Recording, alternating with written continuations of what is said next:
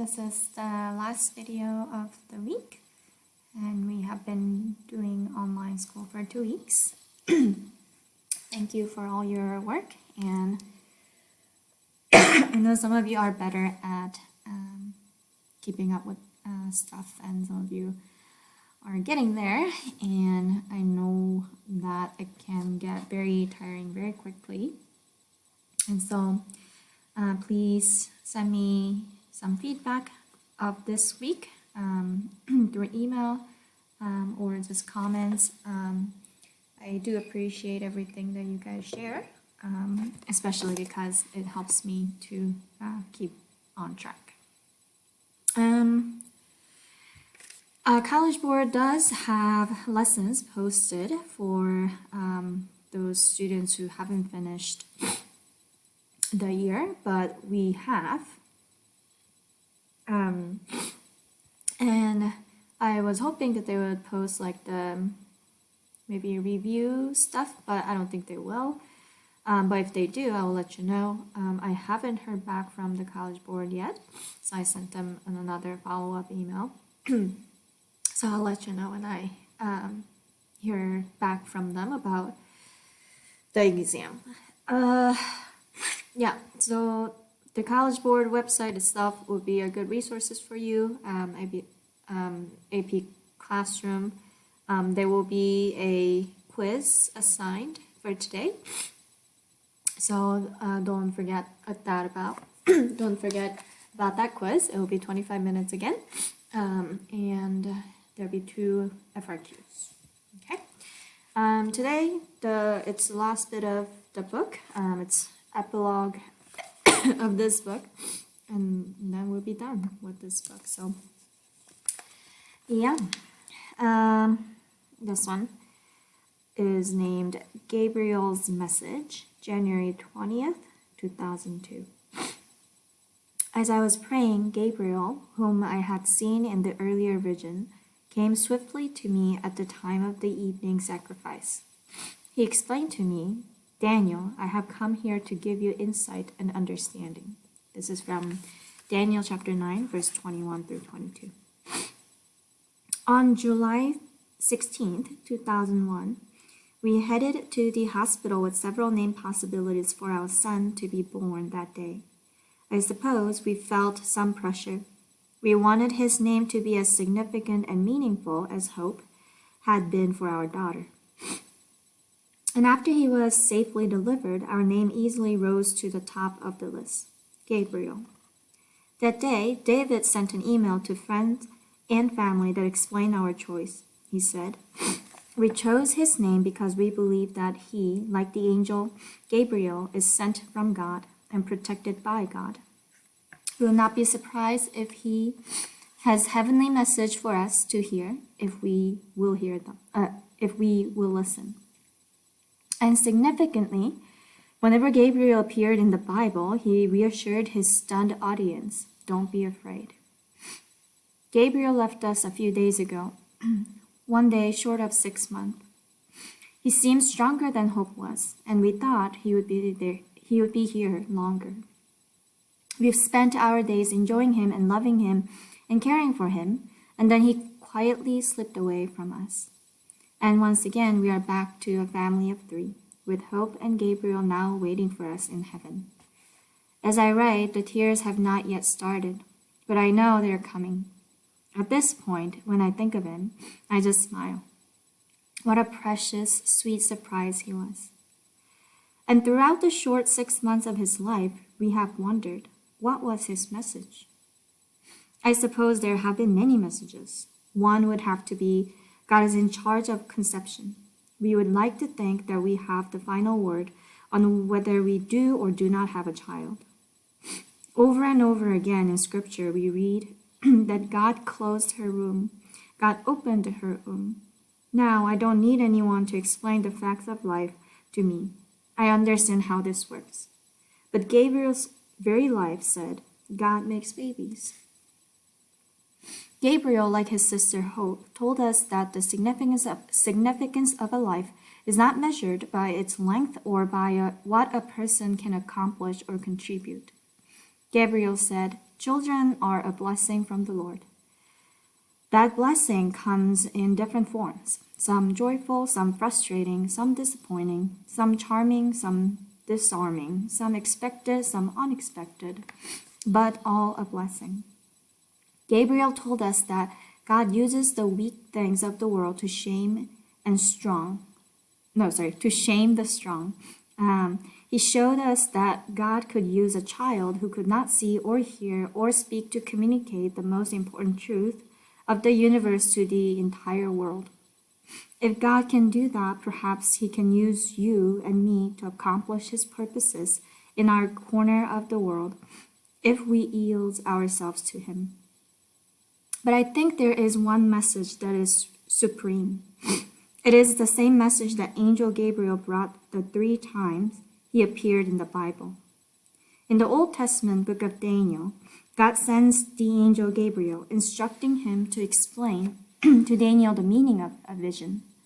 Gabriel says to Daniel, "I have come here to give you insight and understanding."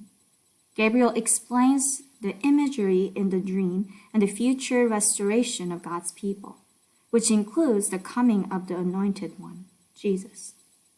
Then in Luke 1, Gabriel comes to Zechariah, an elderly priest in the temple, telling him that his wife will bear a son, John, who will precede the coming of the Lord, preparing the people for his arrival. And again in Luke 1, God sends the angel Gabriel to Mary, telling her that she will have a son, Jesus, who will be very great and will be called the Son of the Most High. Gabriel's message is always the same. It's Jesus.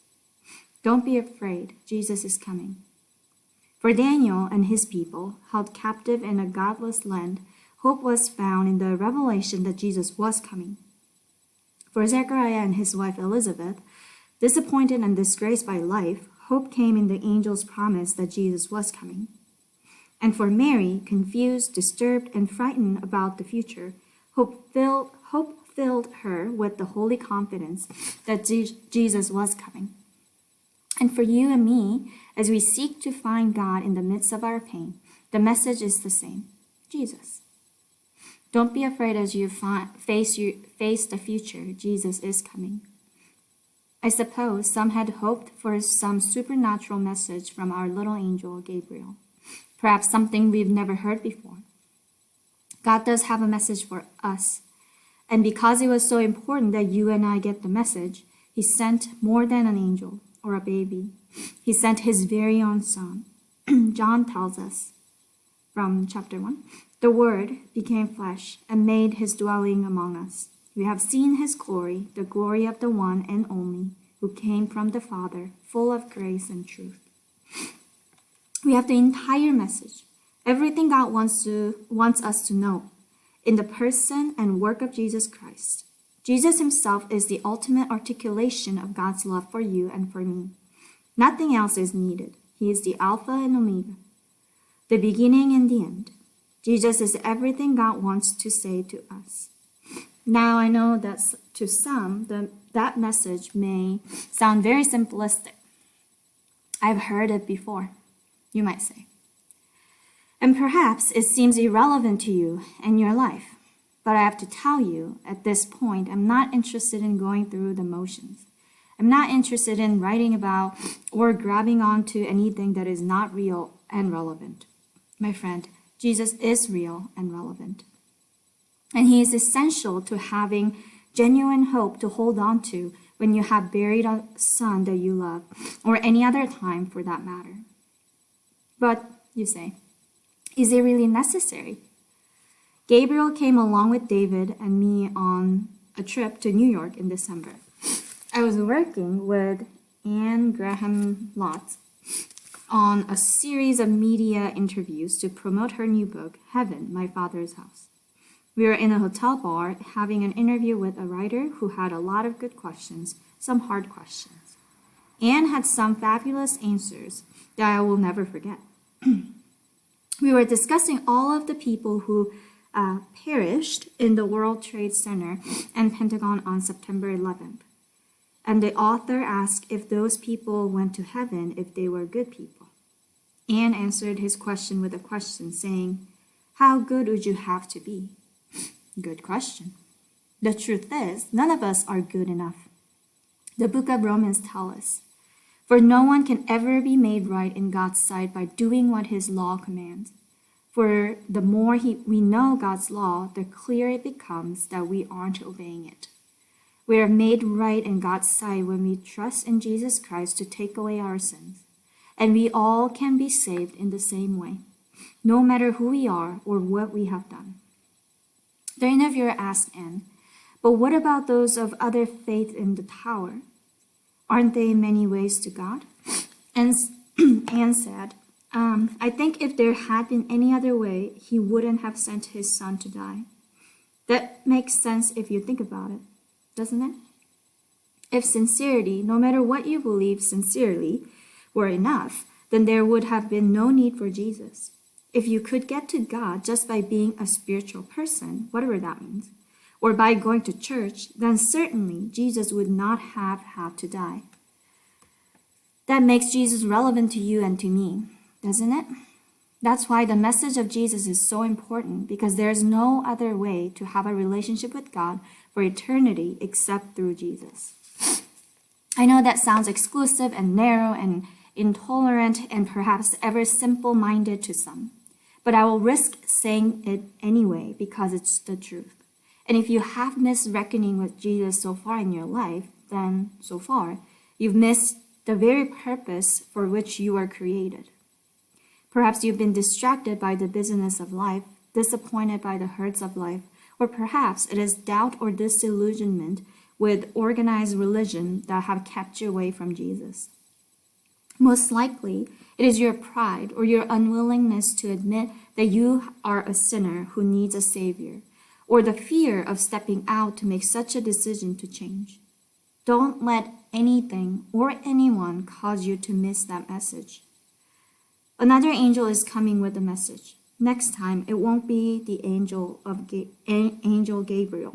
It will be the archangel Michael. Here's what the Apostle Paul told us about that day.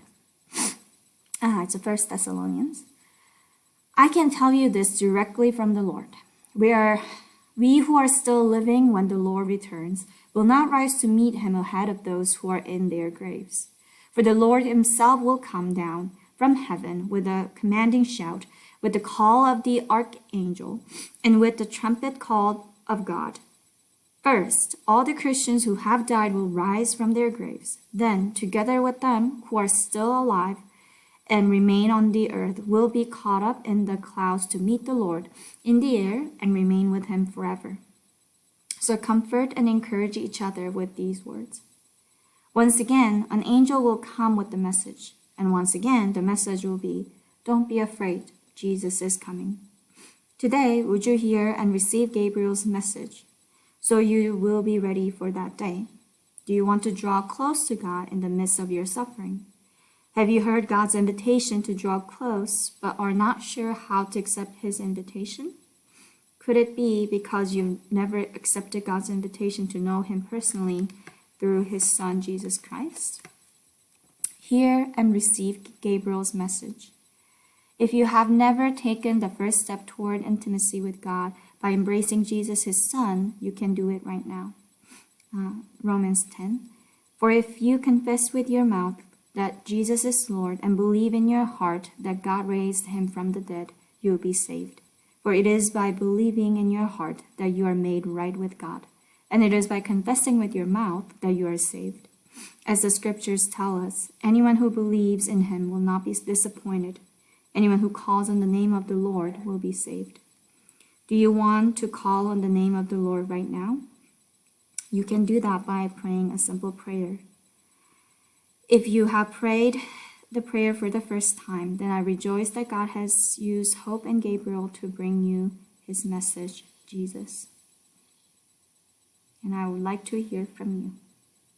I will write the prayer that she wrote in this book on Google Classroom so you can read it. But yeah, that's the end of this book. I will see you next week. Bye.